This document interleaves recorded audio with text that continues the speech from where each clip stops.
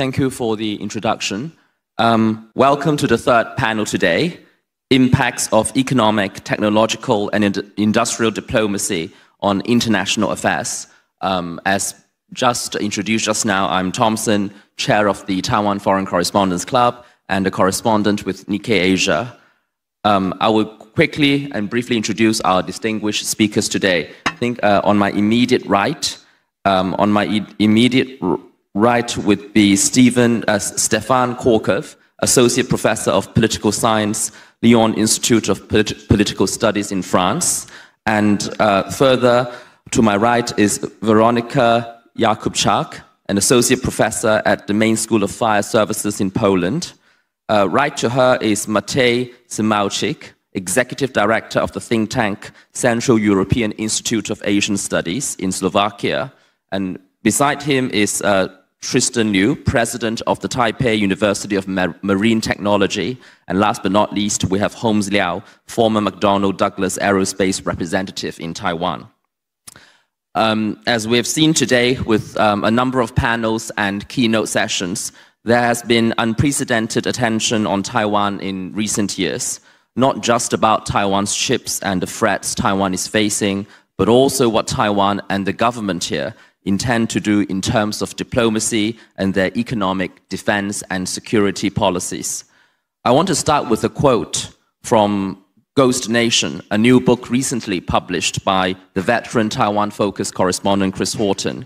In the book's introduction, the author cited Foreign Minister Lin Jialong's words, and I quote, "Beyond semiconductors, Taiwan could serve as a manufacturing hub for drones and other military equipment that the US and other countries are struggling to produce at scale," the foreign minister said. The author then added that it seems that the Lai administration's approach to the second Trump era is to position itself as a proactive partner. And I would say that this is not only limited to Taiwan's relations with America, but also with Europe, with Japan, with South and Southeast Asia and beyond. Minister Lin has made economic diplomacy a core part of his flagship initiative, pushing for more trade and commerce overseas and leveraging Taiwan's technology and industrial might abroad. He has also sought to put that into practice by visiting a dozen countries in the first half a year as foreign minister, including accompanying President Lai to the Pacific Islands via Guam and Hawaii, also to Europe with a delegation of drone companies, and more recently to the US and Japan. And I think with that, I will now invite speakers to give their opening remarks, perhaps starting with Matej.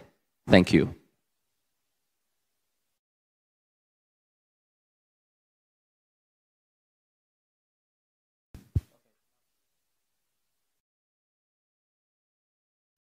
Okay, thanks, Thompson, for the introduction, and good afternoon, ladies and gentlemen. It's a pleasure to join you here today. I think that I like the quote that you've shared right now, right? That Taiwan has a lot to offer, and oftentimes we have been reducing Taiwan merely to the idea of semiconductor cooperation, while there's many more areas of economic cooperation where both European countries and Taiwan can work together much more closely. And not just in terms of economic diplomacy, but also in terms of policy coordination when it comes to economic security policy as well, where both sides have quite a bit to learn from each other. And I want to focus on this aspect a little bit more in my introductory remarks. Talking of economic security and the EU's approach and what it can learn from Taiwan, I think we need to go a little bit back in time and actually understand where the EU's economic security turn has emerged from, because for many years EU has been quite negligent in this area. It had a very positive outlook on trade cooperation and investment cooperation with China until certain wake-up calls happened. And the first major one happened in Germany around 2015, where one of the crown jewels of German economy, the robotics company KUKA, all of a sudden stopped being a German company because it was taken over by Chinese investors. This, of course, needed some time to trickle down into the collective policy thinking within Europe, but since then we've seen EU doubling down on dealing with economic dependencies on China as well as other actors, but really bulk of the economic security policy of the EU has been focused on China. Of course, I don't think I need to talk much about the case of Lithuania, which was really the last major sort of watershed moment after which EU has, I think, no longer any major illusions about what kind of risks stem out of over-dependence on Chinese economy. Nevertheless, of course, the job of EU's economic security turn is not yet done, even though we've recently had adopted the economic security strategy in EU, which has pledged to upgrade our inbound and outbound investment screening mechanisms and looks at protecting various key technologies, both through research security measures as well as strengthening export control regimes and looking at preventing weaponization of supply chains by diversifying them and working with like-minded countries like Taiwan in establishing new value chains that would be free of this sort of undue influence of authoritarian regimes, including China. So if we want to move forward in our economic security thinking, we of course need to recognize that none of the democratic countries has actually fully figured out this space, right? Each actor has its own strengths and weaknesses, different experiences, and exchanging best practices and lessons learned. Both the positive lessons as well as the negative lessons will be key to succeeding in developing efficient economic security policy. So when it comes to EU and what it can learn from Taiwan, I think there's quite a few areas where there's a space for better policy collaboration, which would of course be quite helpful for Taiwan because it can serve as a springboard for deeper political dialogue between European Union and its member states on one hand and Taiwan. So one of them being the outbound investment screening. This is something that is still quite a novel idea within the European economic security thinking. We still lack a proper mechanism on this, even though it has been identified as one of the areas where EU needs to move forward down the line, especially when it comes to preventing proliferation of sensitive technologies out of EU to authoritarian regimes. Of course, Taiwan has had the outbound investment screening for quite some time, and there's a lot of lessons and practical lessons that EU can learn from Taiwan here, especially when it comes to identifying financial outflows out of EU to China, for example. Supply chain resilience, of course, is another key aspect where Taiwan has been really promoting this idea for collaboration for quite some time. But also other areas are quite important, I think. And one issue that's often overlooked in the broader discussions on economic security is actually talking about what to do once the economic coercion is already happening.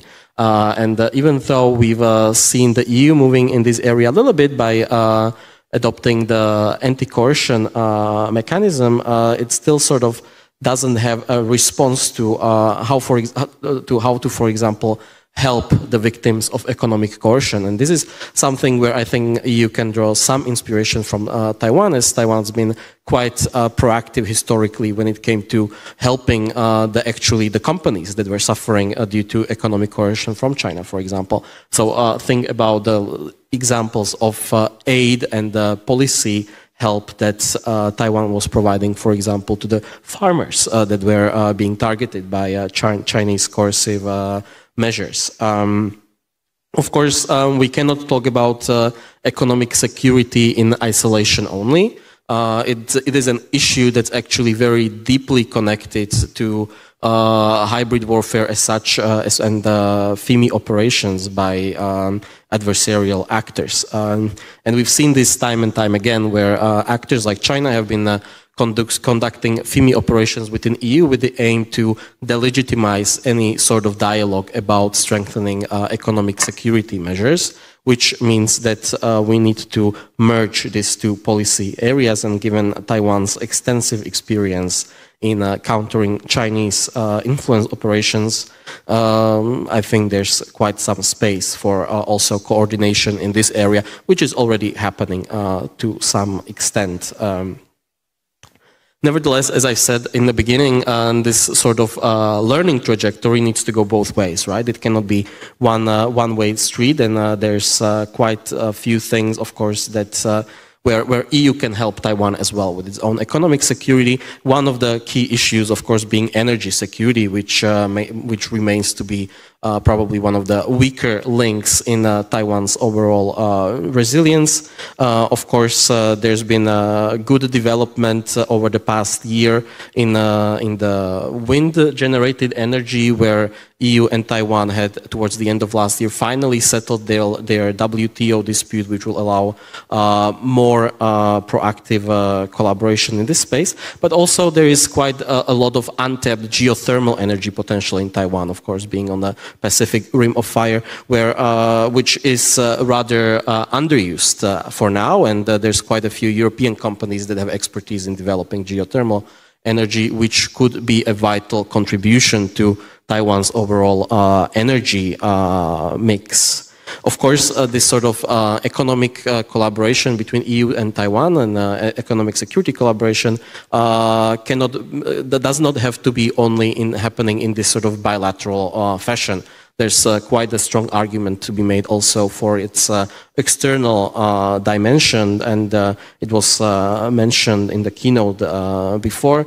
Collaboration between EU and Taiwan on exploring synergies between Global Gateway and the new southbound policy could be quite a big contribution to countering China's economic offer to the Global South countries, which is a problem for both the EU and Taiwan. So I will stop here, I think, because my time is running out. But I think that there's quite a bit more that could be still explored. And you've mentioned drones before, so of course there's still a lot of opportunity to discuss economic cooperation in these areas besides the semiconductor industry, so that we can have more proactive thinking in terms of which industries would have most synergy that would be helpful for fulfilling not just the economic interests of both sides, but also broader geopolitical and security needs of both sides. Thank you, Matej. Very good point about the potential for drones cooperation. I think I'll now turn to Stefan to give his opening remarks.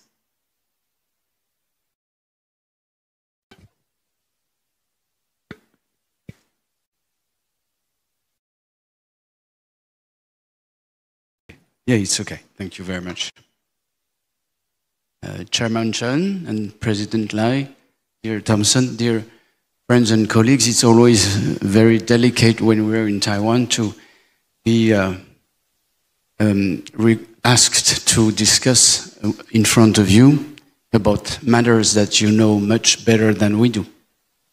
But it's a pleasure, though, because we know that you trust the ideas we could have from time to time to discuss with you common matters of common interest. So what I'm going to talk about today is the space that can be devoted to AI in military affairs, especially with the regard in the backdrop of China's modernizing military capabilities, gray zone tactics, and what we could call 2.0 political warfare. And that has led in recent years and months to artificial intelligence rapidly becoming central to both strategic planning and operational execution, and Taiwan is certainly no exception. AI can serve numerous goals in military affairs. I tried a little list of it. Collective massive information, analyzing them quickly, anticipating adverse decisions, help design and use of war games, detect early signs of decisions to attack or to launch offensives, help analyze the nature of the threat, detect and warn about dangerous patterns in the context of hybrid warfare, propose the adequate proportioned response to and avoid useless escalations, accelerate response times, operate autonomous systems, of course, whether lethal or non-lethal, and enhance ammunition supply, and even managing complex personnel issues like in Japan, including stress management with early anticipation of the morale of the troops, countering disinformation, debunking fake news, establishing internet sentinels. Well, the list is very long. The first point I will talk briefly about is the use of AI in the competition for strategic superiority, with an example in mind. First of all, the United States, which of course is leader in military AI innovation, with a program like Replicator aims at deploying thousands of inexpensive autonomous drones and systems to quickly saturate conflict zones.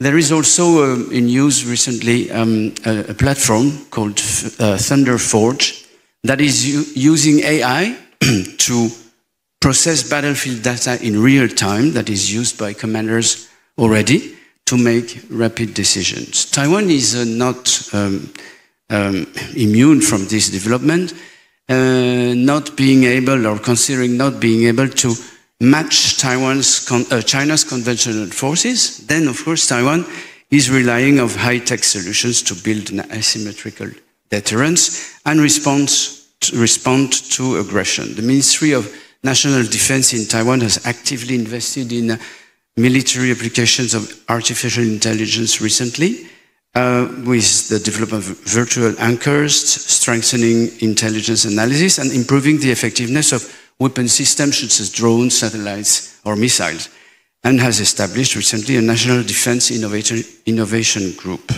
You've probably heard, if you live in Taiwan, about the massive investment in drone productions, with an order placed recently of, I think, 48,000 units. And the aim of developing AI is more generally for early warning systems, streamlining the chain of command, and using AI in military training exercises and stimulation, as we saw last month with the Hanguang exercises that were mentioned earlier today.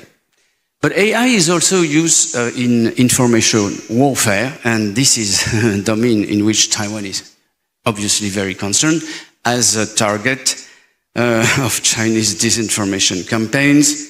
AI can be used, this is no surprise to anyone, I suppose, to create fake content, to create deep fakes, and to launch targeted propaganda on social media, which are aimed always at polarizing public opinion or eroding trust of the citizen in democratic institutions. So if AI is used to produce these things, then AI can be used to counter them. And Taiwan is developing since many years already, several years, an AI-driven countermeasure series that can be quite useful for us outside in the other parts of the world to understand how is being experimented an authoritarian digital strategy that is not, of course, the fact a strategy led by China only. We all know that Russia is experimenting the same thing, and we can try to trace back some connections between Russia and China. And there was quite a lot of discussion recently in Taiwan on an event when a certain president of a certain political party had harsh words on the president, on President Lai, and that reminded us of some strategies initiated in the Russian capital. The last point I would like to address is the ethical issue of the military use in AI. Of course, it's the core issue, or one of the core issues. But first, I would like to switch to Japan. Initially, I wanted to make a comparison between Taiwan, Japan, and the United States in the difference of the use they make of AI. Then I had no time. But Japan is a specific case since it's a constitutionally pacifist country. It's not supposed to develop weapons for projections of troops outside of its boundaries, as you know, and is opposed very clearly to the use of AI in lethal autonomous weapons. However, Japan has still worked quite interestingly towards integration of AI into its cybersecurity and logistics systems and intelligence gathering efforts. And also, that's where I found this example, addressing personnel shortages. But Japan is the illustration, I think, of a wider debate that has yet to be held nationally and internationally, nationally in our nations, which is the ethical problems raised by the military use of AI, which is a question that is already addressed in Taiwan. The Ministry of National Defense in Taiwan has already quite worked a lot, as far as I know, about this, whereas we know that Taiwan, being a boundary front, could really think that there is no time for such debate, and there is a question here, and that will be my final point in 1 minute. So, of course, you probably all know that the question behind this ethical question behind what I'm talking about is whether a decision can be left to an autonomous weapon system which has lethal capabilities. Should we leave it the decision to fire or not? And it's already one level of the problem.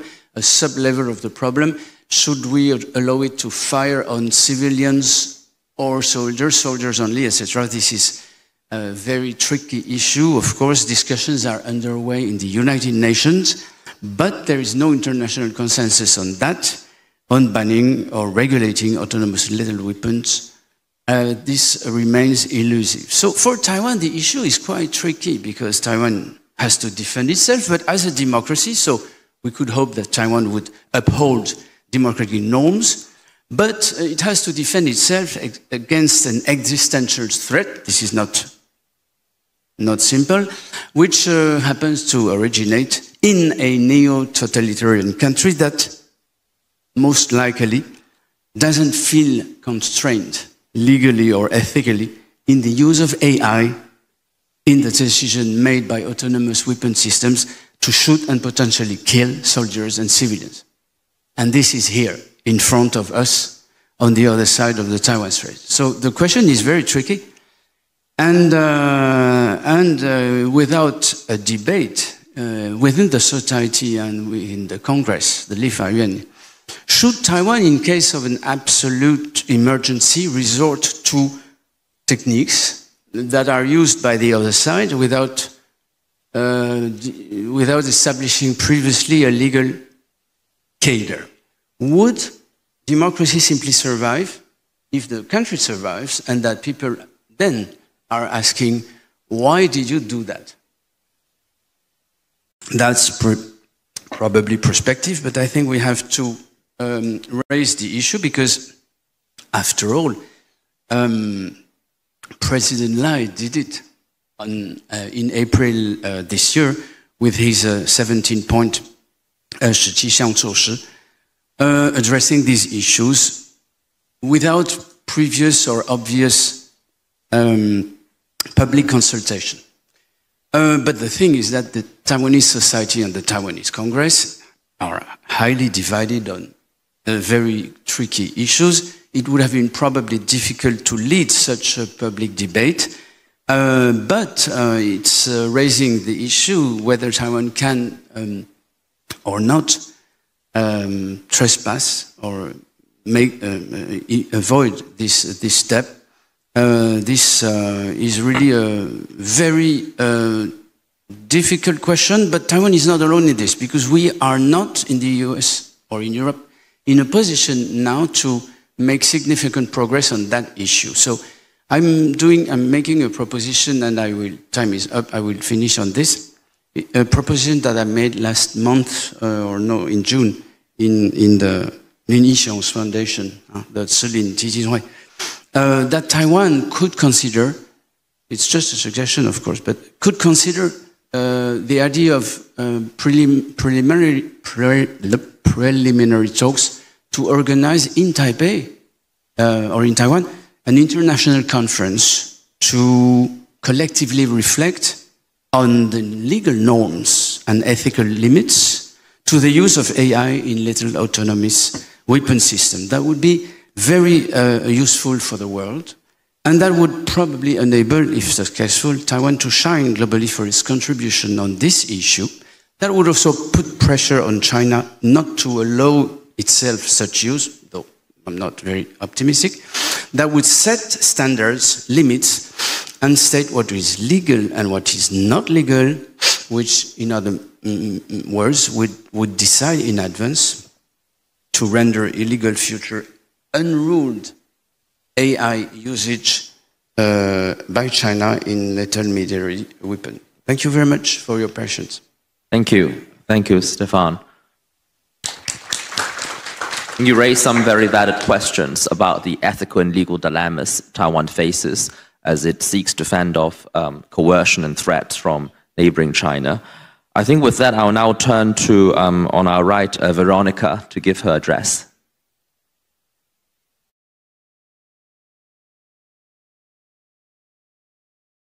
Hello, thank you so much for having me here. Thank you to the Ministry of Foreign Affairs and to the Prospect Foundation. It's an honor to be part of such an inspiring community. And I've been listening to the presentations of my colleagues with a lot of ideas. So once again, thank you everybody for the inspiration. And I would like to express my full support to the ideas, to the issues that were mentioned by two gentlemen in our panel. And I would like to also address what has been said before. And I'm very excited to hear more and more people expressing their support to strengthening the cooperation and thinking about something more than only capital gain. And coming from Poland, coming from Europe, it was very painful, yet very important lesson that we have learned ever since the war in Ukraine started. And it was, I hope, a final lesson that showed us that making bigger business, making better capital gains are important. At the same time, we have to focus on something that is called strategic autonomy. And there have been many ambassadors of this idea, of this phenomena, with the President Macron, just one person to mention. But I think what I have understood from the exposés today is that we have to think of something bigger, something that would fit in a new manifestation of globalization processes. And I'm a big proponent of supporting cooperation between the countries that share the same values, democratic values. And I also would like the economies to prosper, but why don't we, instead of focusing on cutting the costs and increasing the gain, the capital gain, why don't we try to combine the two, making the economy prosperous, at the same time not thinking only about the money and the costs, but also trying to find the synergy where we, meaning democratic countries, stand up together, think about our resources, think about our capabilities, and not only create stronger economies, make more workplaces, protect our technologies, join our forces to make better technologies without creating vulnerabilities and increasing dependencies when it comes to our reliance on natural resources coming from non-democratic countries. Because we live in an era of gray zone conflict, hybrid conflict, and unfortunately, studying hybrid conflict, hybrid warfare, hybrid activities for a while, it has proven that non-democratic actors that are very often going hand in hand with non-state actors, they are exploiting what we create by ourselves. They don't really have to do much because we kind of serve them on a silver plate whatever they can work with. And there were so many important issues mentioned now. Old threats and new threats. New opium wars, for instance, with respect to fentanyl. Our dependencies on energy, natural resources in general. So, as a Poland representative, I would like to highlight that as Poland, we are trying to do our best to increase economic exchange between Taiwan and Poland. And for instance, just the difference between the amount of unmanned aerial vehicles that we have purchased between the last year and this year has been enormous, because it has grown by 750%. And Poland is #1 purchaser of the unmanned aerial vehicles. So this is not only ideas I'm talking about, but I'm talking about concrete steps. It's difficult to talk much more about the diplomacy with the respect to technology, economy, and industry, because the presentation that my predecessors delivered were so complex. But I would also like to tackle the issue related to development of new technologies, green technologies. Many of us might know that they mainly rely on rare earth minerals. And I was really happy to hear the voice of the Canada representative stating that you are developing and, please correct me if I'm wrong, willing to share your resources, despite of the fact that this technology and excavation processing is very demanding on many levels, including the various kind of threats. At the same time, I would like to highlight that we have different technologies. When it comes to energy, there was mentioned geothermal, and we could really be focusing both as Europe or Taiwan in development of this technology. And when it comes to batteries, we not necessarily even need rare earth minerals or lithium, but we can, for instance, turn into technology that uses salt and water. So let's just be innovative. And I think that once we start thinking more comprehensively without being so obsessed with economic growth and capital gain. We can really focus more on sustainability, strategic autonomy between the countries that share the same values. Thank you so much.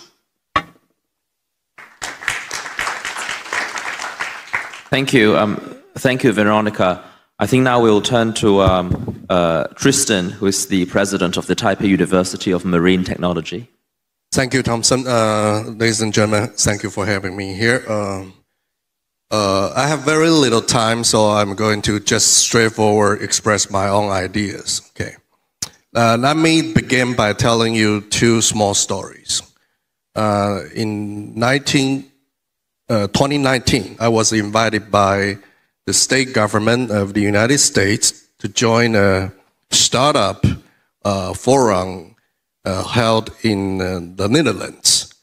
I remember the opening remarks made by former Secretary of State Mike Pompeo.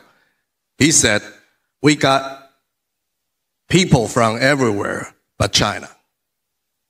This forum has no Chinese company, has no Chinese people." And everybody applauded. Because I'm the host, I own my own party, I got to decide what kind of guest I want to invite. Very straightforward, because we're talking about innovation among democratic economies. So I would like to say, any international organization that we have seen so far, their failure has been truly because of some intervene from the communism countries, not only China but also other member economies. So if we want to move things forward, I'm a straightforward guy, and also I want to solve problems. So I spent 20 years in APEC. Every time we make a proposal to use APEC money, we got rejected by China. And we have no choice but to use our own money, because we give money. We also make some donation to the APEC to run some specific programs. For example, women entrepreneurship program, that kind of stuff. And we got, very intensive participation from our member economies. So I'm just saying that I'm proposing a new framework. It's called the greed-based international framework. It doesn't have to be attached with a geographical, point of view. So everybody talks about EU. Everybody talks about, Asia Pacific regions. Let me tell you straightforwardly. In this government, in this administration under President Lai, Ministry of Foreign Affairs focusing on topics and issue-centered cooperation framework. So we team up with maybe Philippines and also from Czech Republic. So it doesn't matter, it doesn't tie to traditional geographical limitations. So it's all about topic-centered, and it's all about value-centered.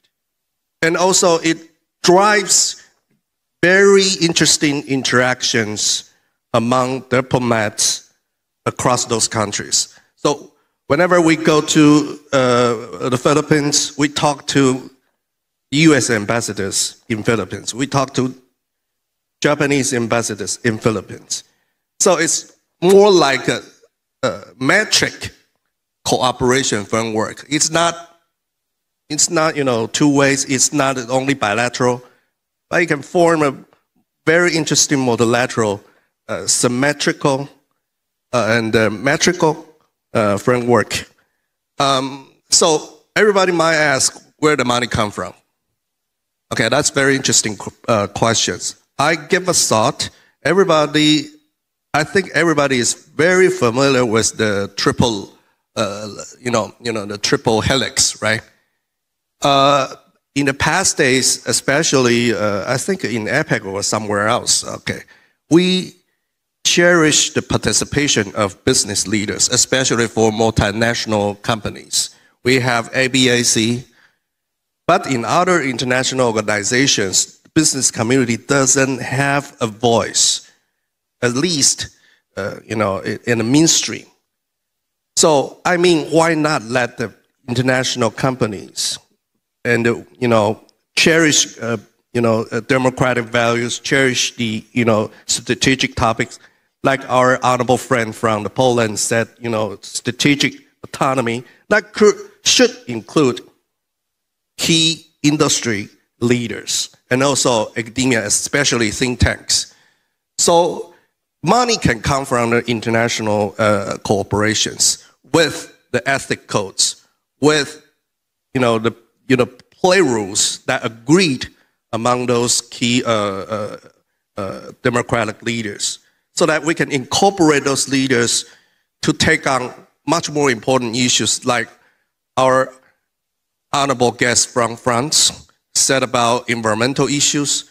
Those could be solved by the joint efforts, not only by the government, but also by the business leaders. That also can explain how I want to break through the political dilemma in Taiwan, because you have, blue and green party against each other. But if you allow the business community to speak up, to lead the programs that could provide long-lasting financial support and also agenda settings, and also with the proper guideline, the proper support or guidelines by the government officials, it can also incorporate public opinions or NGOs.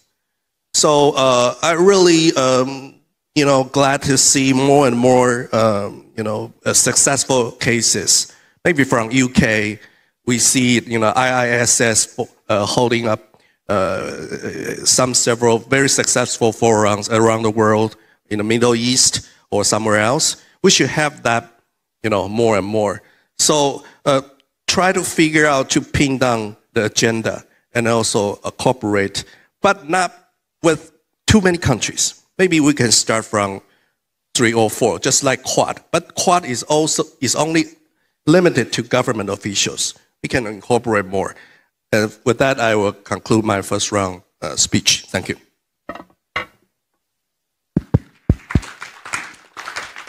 Thank you, Tristan. And last but not least, we will now turn to Holmes, the former McDonnell Douglas Aerospace representative in Taiwan. Please. Thank you, Thompson.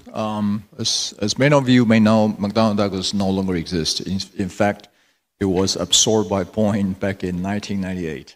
But I do not have any positions currently, so I'll be giving some blatant remarks.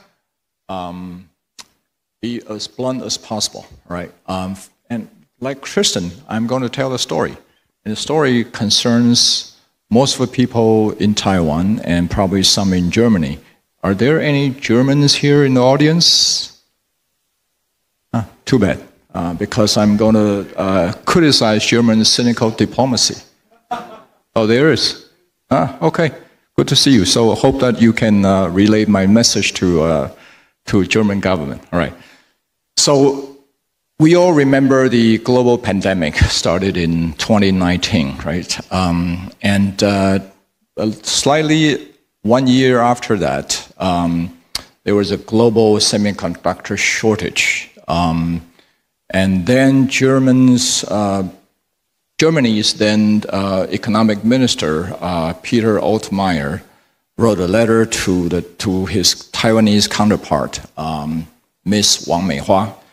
She was the economic minister back then, asking for help to coordinate and prioritize the delivery of Taiwanese semiconductors to the German car industry.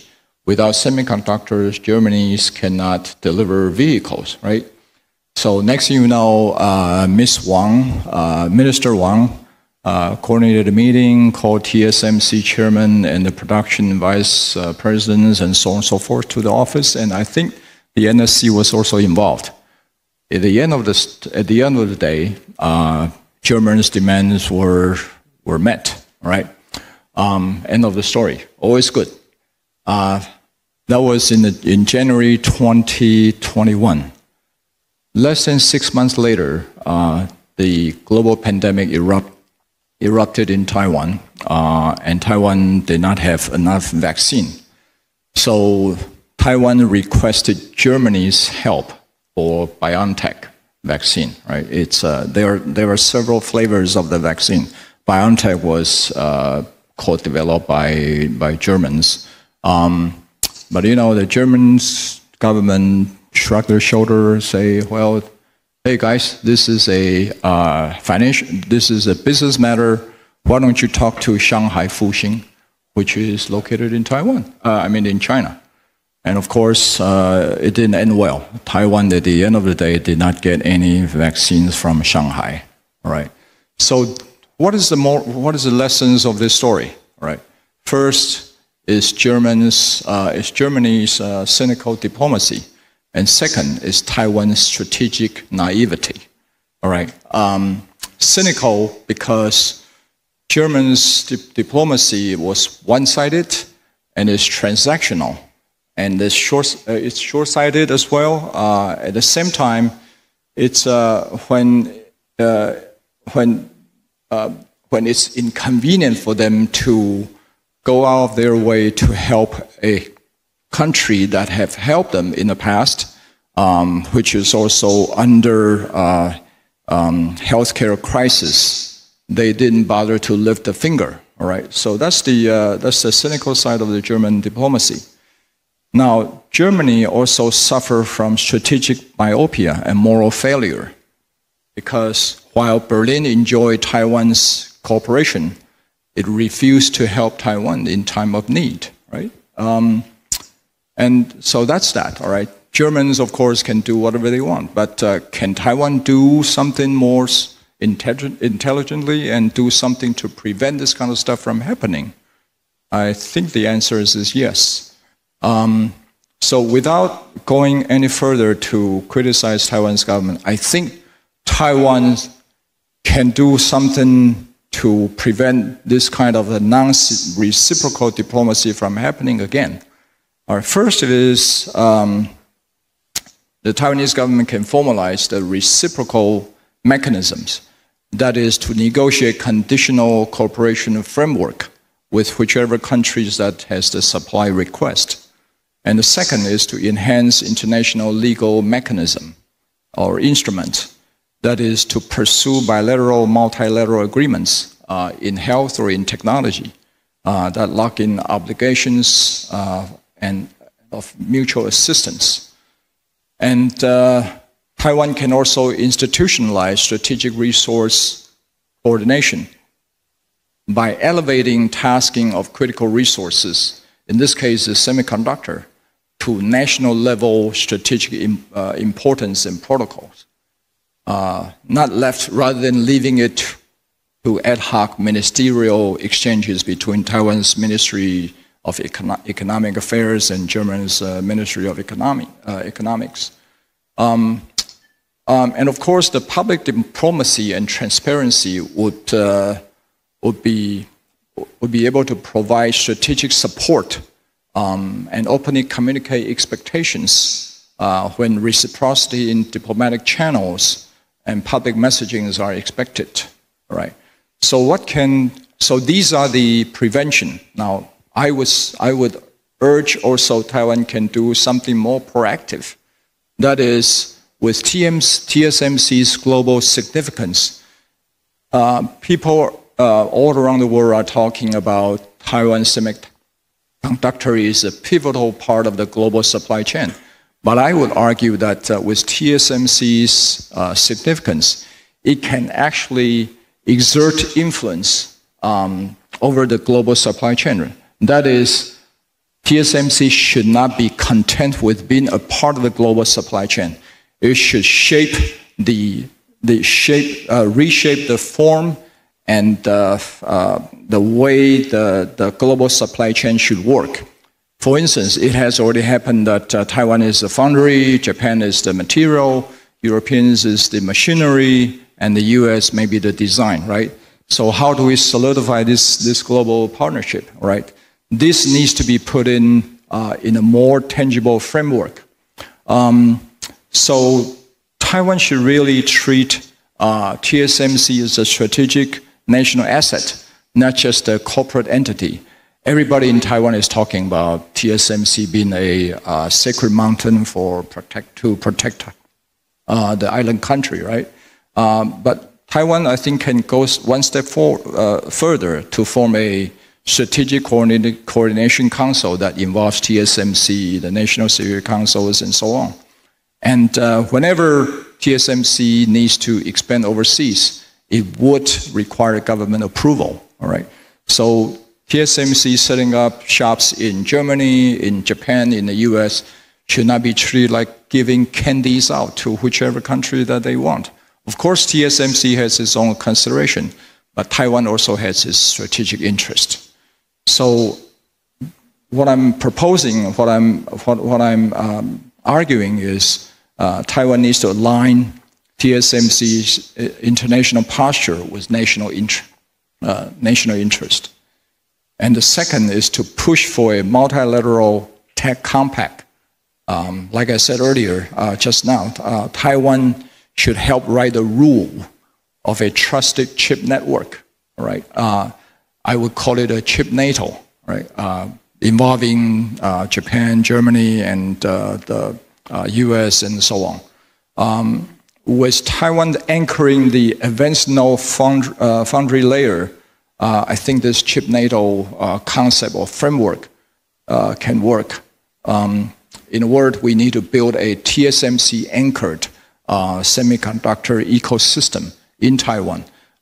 That is, I'm not saying that Taiwan should adopt a mercantilist sense for the global chip supply chain, but rather Taiwan can reshape the global supply chain with strategic intent. A few years ago, Dr. Lai of the Prospect Foundation asked me to write an article arguing that the TSMC should not move to the US. And back then, the US, with all intent and purposes, wanted TSMC to migrate all its assets. Well, all may be an exaggeration, at least a significant part of its production to the US. And the reasons they initially used is that, well, there is cyber attack, TSMC, operational securities, and so on. But anybody with an engineering sense would know that lithography is not software, all right? It's a lot more complicated than modifying a line of software code, all right? So that excuse went away. But US continued to pressure Taiwan to let TSMC move to Arizona. Eventually they did, but that's fine. But what I'm arguing is that we do not want to be absorbed. We want to be indispensable or irreplaceable on our own terms. All right, so I'll rest here and elaborate a little bit later. Thank you. Thank you, Holmes. We'll now move to a general discussion, including questions from the audience. I think as the moderator, I will start with my own first question, and I will take one or two from the floor. Over the last half an hour, 40 minutes, we hear from all of you on a number of key issues. Strategic autonomy, AI as deterrence, building a new international platform, dealing with economic coercion, and revamping diplomatic strategies to align with, to get TSMC and business interests that align with the national interest. So my question is very simple. We see that in an interview with Nikkei earlier this year, Foreign Minister Lin talks about how Taiwan plans to play a vital role in forming a democratic supply chain with like-minded countries as a necessary response to the emergence of Chinese suppliers. So could I invite you guys to assess the efforts to create such a non-red supply chain? Feel free to pick a particular region, such as Japan, Eastern Europe, and Taiwan, or a particular theme, such as drones, which a number of you have mentioned. So this is my question. I think I will also take another question from the floor. If you are interested, please raise your hands and tell us your name and affiliation.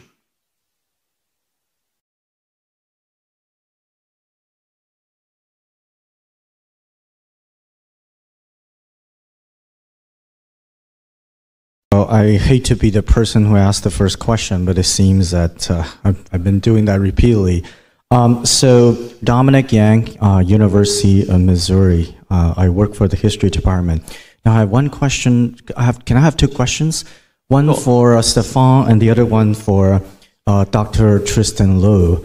And for Stefan, the question is very simple, right? Of course, AI, it's a new thing, and we're all trying to wrap our head around it, right? And it's a hypothetical question. If that the Taiwanese know that by using the AI technology in an ethical way, because we're talking about war, right? And they have the absolute advantage. It's like the U.S. having the atom bomb during World War II, and the Japanese didn't have it. Is it ethical for Taiwan to defend itself uses AI in war on Chinese civilians or Chinese asset? So I know it's a very difficult question, and it's probably the question you're asking, but I want to hear your view on it. And for Dr. Liu, I just want to make sure that I understand what you are proposing. So you're proposing a sort of a metric international cooperation framework that's going to incorporate more of the business community. Are you suggesting, but you also mentioned NGO and others in, so how does this framework gonna work? Because you seem to be proposing that by incorporating a lot of business interests, that it's going to be, like, it's been, like, I've been reminded of the fact that, you know, businesses are out there to make money. They're not out there to democratize. So the example will be, you know, an authoritarian regime. American business people really love authoritarian regime, and they have been working with China until very recently. I'm sorry about that. So that's my question. Thank you very much. Thank you. I will turn to Stefan first, and then we'll turn to Dr. Liu.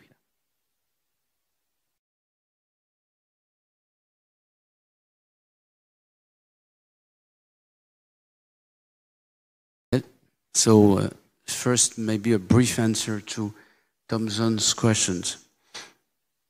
When you look at the structure, the existing current structure of value chains in semiconductor production, I'm not talking about AI right now, from the first step, which is design, yes, the drawing of chips, not only in the US, but many, sure.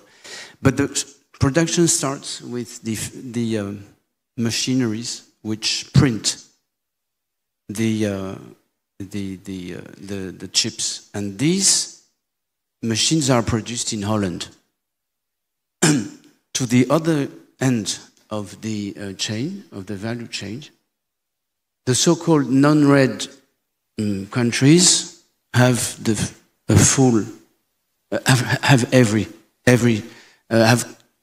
companies, key companies in every segment of the value chain, which means that in each segment there is a plurality of companies, but a very small number of companies, which is making the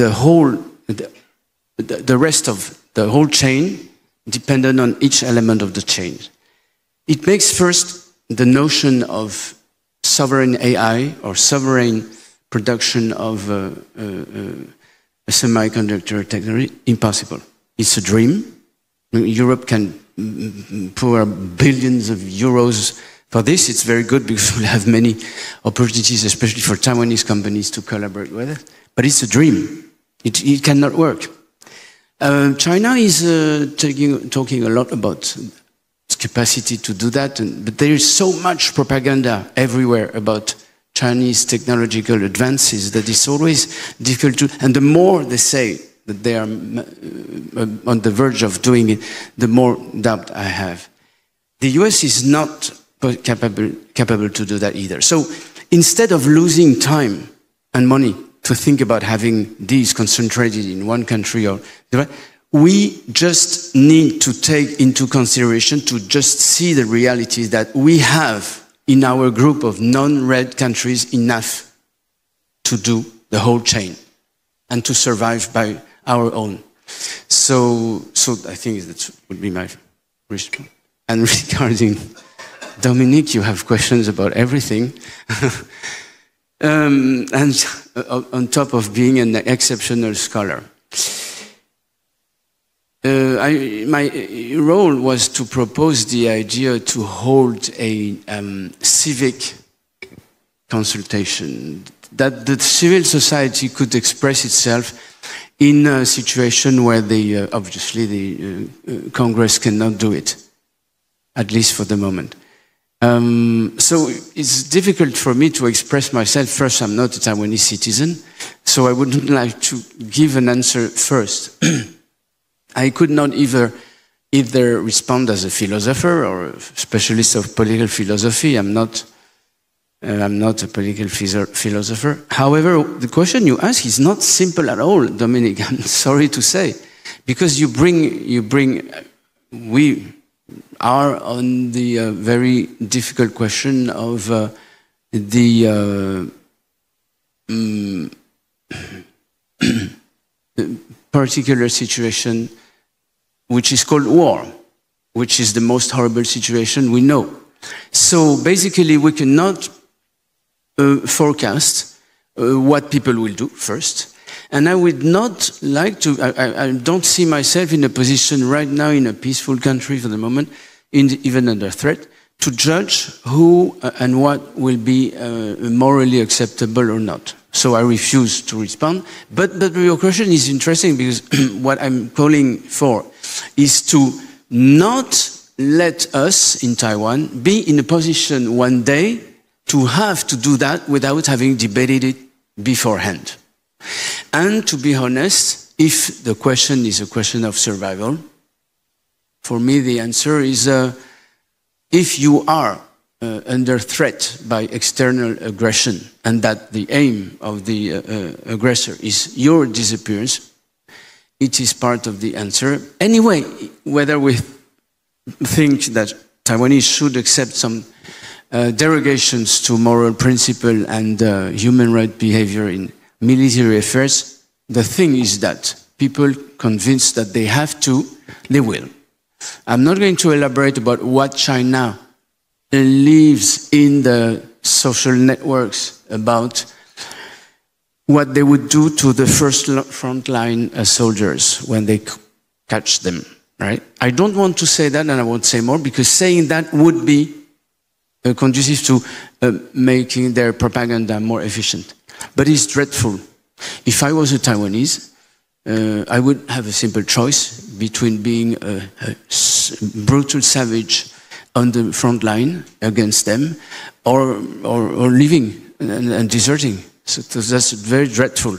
So we have to think in advance about what can we do or what you can do to avoid this, and avoiding this is probably going through huge technological investment, because the key issue here is to be smarter than them.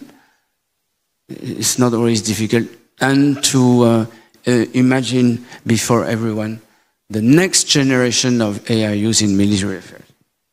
Thank you, Stefan. We'll now turn to Dr. Liu before I go to the rest of the Okay, analysts. I'll keep it short. The very important NGO will be industrial organizations, associations.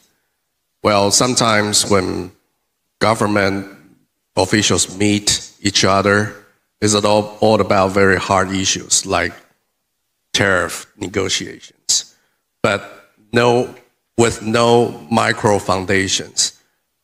Okay, just like we are now facing 232 articles against our semiconductor industries, but US government doesn't seem to know the importance of Taiwanese semiconductor industries does to their own industries. So, put it in simple, Americans don't speak up for Taiwanese makers. So in order to avoid this kind of issues, why don't we have a platform to have industrial associations come together?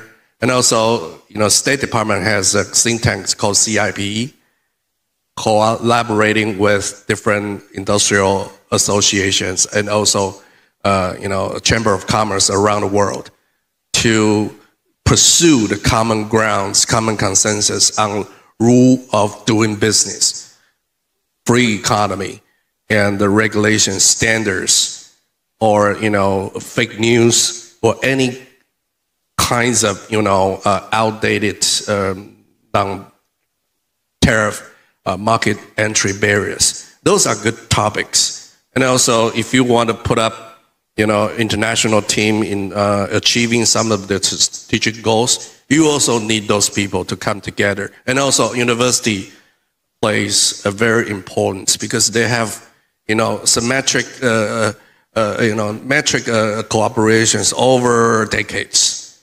Okay, so as also a university president, I would also want to shed light on the importance of that. But now there's a huge gap between them.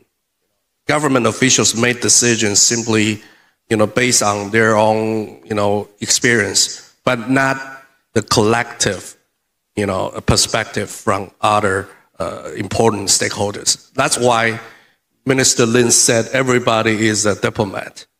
That's the essence of it, to call for participation from more, stakeholders. Thank you. Thank you, Tristan. Matej, do you want to weigh in on the whole talk about supply chains? Yes. Well, I want to piggyback on the vaccine story because Germany might not have given vaccines to Taiwan, but guess which 4 countries in Europe did? Lithuania, Czech Republic, Poland, and Slovakia. What do these 4 countries have in common? It's the Central European region, which has emerged to be the best friend of Taiwan in Europe over the last 5 years. Now, we have to discount Slovakia from this club for now, for a little bit, unfortunately, given our quite pro-Chinese government, but that government is going to lose the next election, and we will have the pro-Taiwanese crowd coming back to power sooner or later. So don't give up on the country just yet. Anyway, why I'm mentioning these countries is because if Taiwan and Europe want to cooperate together in developing the non-red supply chain, Central European countries are going to be vital for this, given their key role as collectively being the manufacturing hub in the EU, as a manufacturing hub in the so-called factory Europe. And Taiwan has started to work on this a little bit. I mean, okay, the big TSMC factory that's going to be in Germany, and it's very understandable given that none of the Central European countries can muster that amount of financial power to provide the subsidy. But we already see collaboration deepening in other parts, in other sectors, right? And you mentioned drones, and that's something where we've seen a new wave of collaboration happening, for example, between Taiwan and Poland. We've seen many delegations coming back and forth trying to establish drone manufacturing of Taiwanese companies within Poland. And I think this is going to be vital for Taiwan to explore even more, given that we also see now the push of the EU Commission to not just re-industrialize EU, but re-militarize EU, and investing in sectors that are quite strongly defense adjacent, like the drone sector, would be quite an important buy-in for Taiwan and people in Europe to, mutually care for each other's future, right? And it would be one way for Taiwan to show that it can deliver tangible economic results for the region, which, all of the political visits and gestures are very important, of course, but it's the tangible results that create a lasting relationship that ordinary people can get behind. Given that the drone sector is so strongly related to the defense issues, right? So it allows Taiwan to, on one hand, to frame it as an economic cooperation, but at the same time to break the taboos that are existing still in Europe around having more collaboration on defense-related issues. So I would urge Taiwan to really double down on this type of activity, because ultimately it will create manufacturing hubs of key technologies that are going to be vital for also Taiwanese defense effort, if should it come to this sort of unfortunate event, which will at the end of the day be able to supply the Taiwanese defense effort when it would be needed. Thank you, Matej. I think you raised a very good point about Europe's importance of Taiwan. I think in particular, a recent report, I think from the think tank DSAT, talks about how an executive order from Trump's administration has created some uncertainty about drone cooperation between Taiwan and the US. And I'm sure Europe will have a much bigger role to play. Holmes, do you have something to add? Yeah, I'll just quickly respond to your comment. I think two words comes into play. First is prioritization. The second is reciprocity. That is, of course, BioNTech or other German pharmaceutical or European pharmaceuticals have other countries and customers to tend to. So does TSMC, right? It has many, many customers all around the world. The fact is, Taiwanese government has stepped in and helped TSMC to prioritize its production to satisfy German car industry's requirements. But when it comes to reciprocity, it just simply didn't exist. So all I'm saying is that, again, on Taiwan's strategic naivety, Taiwan failed to leverage its semiconductor power as a diplomatic asset. And that is the key failure, right? And the second is the government did not offer goodwill. The government offered goodwill without guarantees. And that should be a lesson in the danger of silent diplomacy. That is, no matter how essential Taiwan wants to, no matter how essential Taiwan is to the global supply chain, goodwill alone does not yield respect or support. Thank you. Thanks. And I think I'll turn, last but not least, to Veronica to see if you want to weigh in on the whole question of a democratic, non-China supply chain. I think it takes 3 seconds. Thank you. So I would like to build up on what has already been said. And I'm very happy to hear that there's a growing awareness of need for redundancies. And it was proven during the COVID time that even if something has been working without problems, and when there is a crisis on regional or global scale, we have to think about not only optimization, but also reasonable redundancies. And maybe sharing technology to broader extent. And again, I would point out to necessity of being more focused on resilience, on security, than on a capital gain. And I would also like to welcome very much the ideas of raising the awareness. Because developing technology, making it popular, it's one thing. And another thing is to understand what this technology is connected to. And that there are many threats that we are unfortunately not very aware of. And here I would like to point out the threats related to the Internet of Things, or Internet of Everything, and how we think that very simple software solutions or hardware solutions in general can pose a security threat because we are not aware that they might be exploited to collect the data and with a long time perspective. And when we add the axiology of three warfares, that the People's Republic of China or the hybridная война, the hybrid warfare, represented by the Russian Federation to that, they are very well known for not only involving non-state actors, but also for making an attack for a long time without the victim being aware that an attack has been going on. So there's a lot of things that we can cooperate on. Thank you. Thank you. I think we'll now allow a last round of questions. I'll take several in one go. We give it to, is it Taniguchi-san? Then we go to Diran-kun and then Jane. Thank you, Chair. I just wanted to say to Mr. Liao, your goodwill and naivete have been well received by the Japanese. By the Japanese. Your goodwill has resonance with the Japanese, so much that you remember that Japan provided Taiwan with millions of vaccines. Right? You remember that?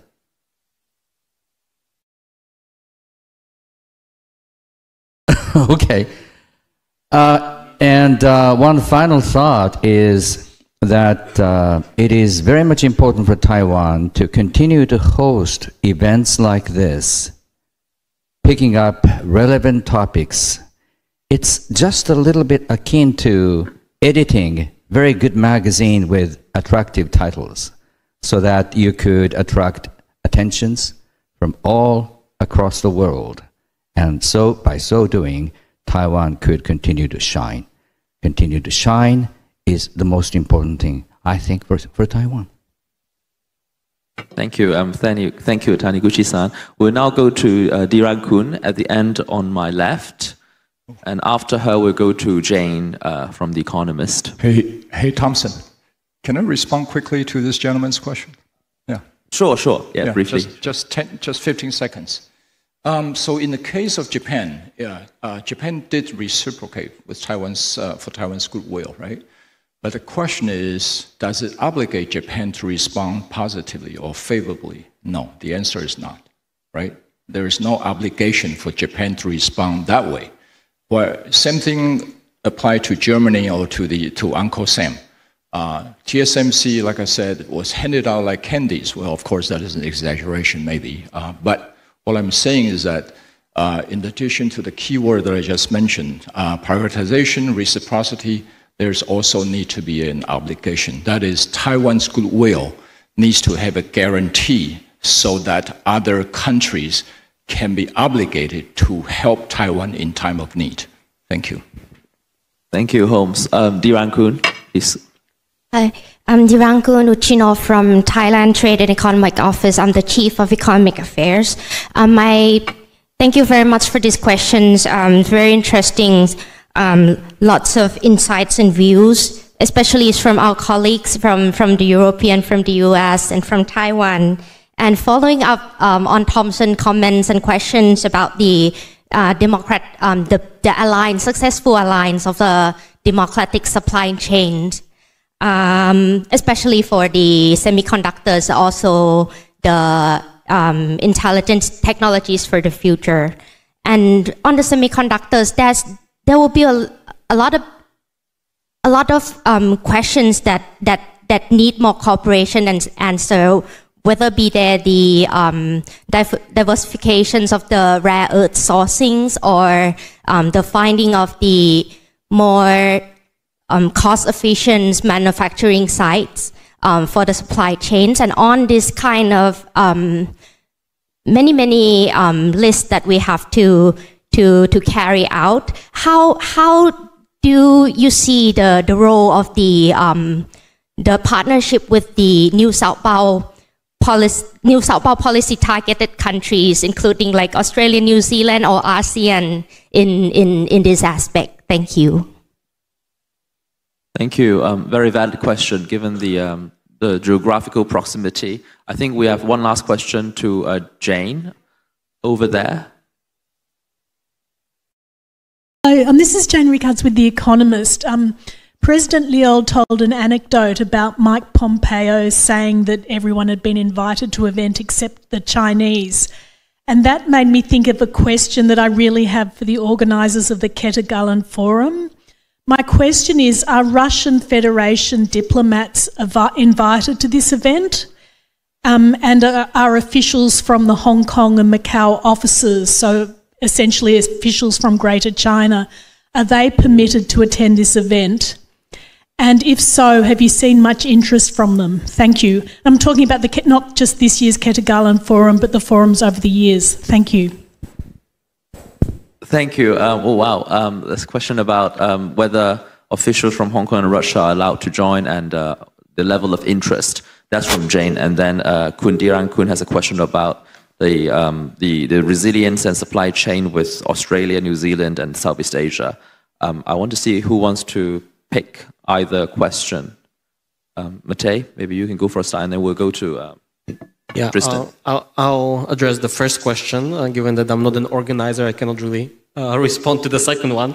But the first one, I think the cooperation with the countries covered by the New Southbound policy, especially the ASEAN countries, but also Australia, is going to be quite crucial in achieving the de-risking goals that EU has set for itself, and then the overall establishment of the non-red supply chain that Taiwan has been proposing.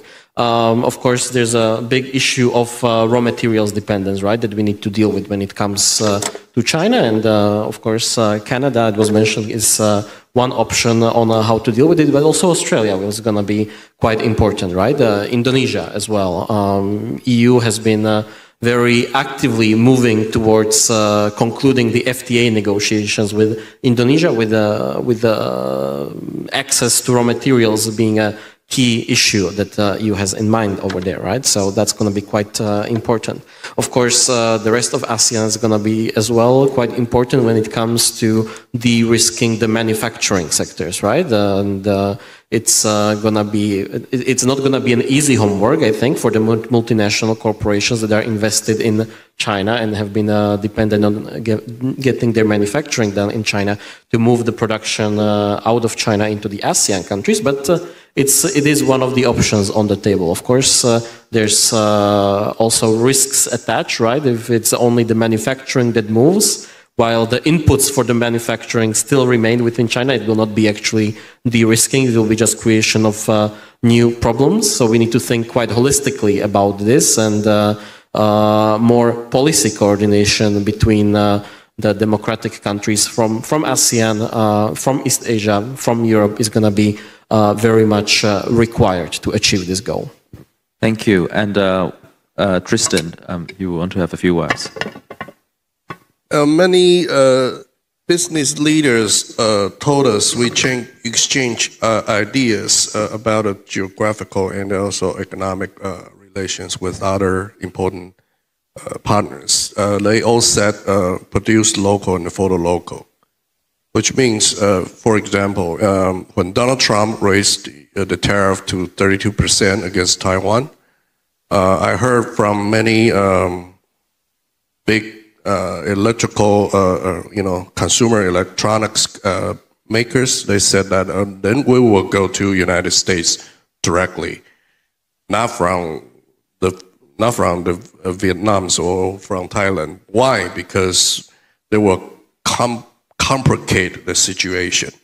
So straightforwardly, just forcing fastball, just go to the United States and find a suitable place. So local for local will be the mainstream strategy for Taiwan.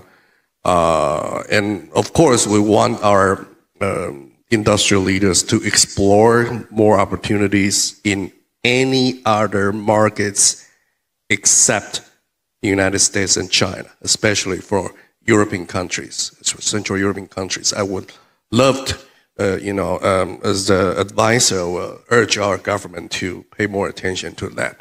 But basically for local. But if there's no opportunities over there, if the market hasn't gone up, I think they will relocate very fastly. This is all I can say. So with some, countries that full of market opportunity, but no strong economic ties, I would say in the current government, we're going to put it in the second wave.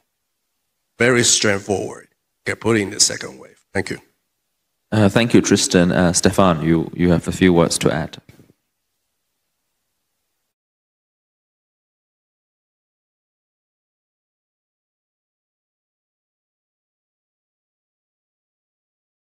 Well, regarding the supply chain, I would like to add my little 2 cents. The fact is that we don't cook an omelette without breaking eggs, as we say, and we don't prepare for a war without reorganizing the intendancy and all what we have to mobilize to fight a war. And what is happening is that President Donald Trump is preparing for a war, hopefully to avoid it. And the scale of this war is not American inland, is the whole world. So the brutal way that he has announced and dealt with these tariffs, of course, has shocked many people, countries, and press media, intellectuals. However, one day, if it happens that he made the right choice by reorganizing part of the world to be solidary and to help each other, to avoid being invaded by that country or taken over technologically and so on, we'll be quite thankful to him. I'm not here to defend him, but it is obvious that everybody's doing whatever he wants, and countries are like using existing facilities and trade agreements to, in a way, to cheat their own partners, like when they host Chinese companies, and that they help, obviously and consciously, Chinese companies to produce products that are branded, not branded Chinese products. That's what was one of the core issues behind these negotiations imposed by Donald Trump. This is also one part of the story, and we should not forget that one of the first victim or target of his policies is an American company in AI. And I don't want to destroy a national icon here, but Huang Zhongqun is a very perfect example of this, like trying to use the existing network of possibilities and trade networks and agreements to sell his products everywhere, including in China. Remember last time he came, just with this personal war with President Trump, all what he invented and all the declaration he made like twice a day, 3 times a day in Taipei, like each other contradicting each other, in order to show or to try to find a way to still go on selling GPUs to China. And that should be recalled. One of the biggest losers is an American company, and that's decided by Donald Trump. It's fair in a way. Thank you. I think we're running out of time, so I'll invite Holmes and also Veronica to give any last remarks you want to have. Thank you, Thompson. So Taiwan should strategically orchestrate influence over global supply chain, right?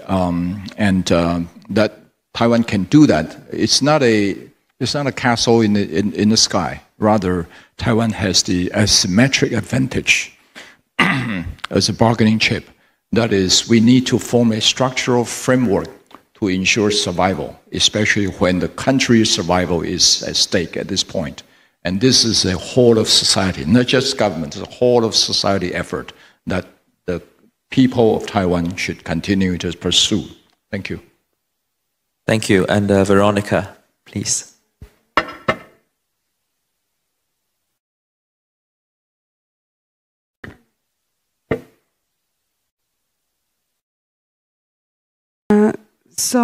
Thank you. I wanted just to mention that also when it comes to rare earth minerals, that we allowed China to be in such a position, such a strategic position when it comes to rare earth minerals, crucial for the new green technologies. We can also take under consideration recycling And then another thing, just to repeat myself, is to think outside the box and think about something that is not necessarily complicated and costly. You know, the businessman mindset. How can I make money on this? But what is useful? And maybe at some cost of the capital gain, we can increase the security. Thank you. Thank you. I don't think we've really answered Jane's question, but that might be more of a question for the organizer today or the government, since they will be aware of the entry rules and who's showing up. Nonetheless, thanks again to our guests today, Stefan, Veronica, Matej, Tristan, and Holmes, providing fresh thinking and discussion about the way forward for Taiwan's economic and tech and industrial diplomacy and relevant issues like AI and drones and tariffs. So once again, thank you.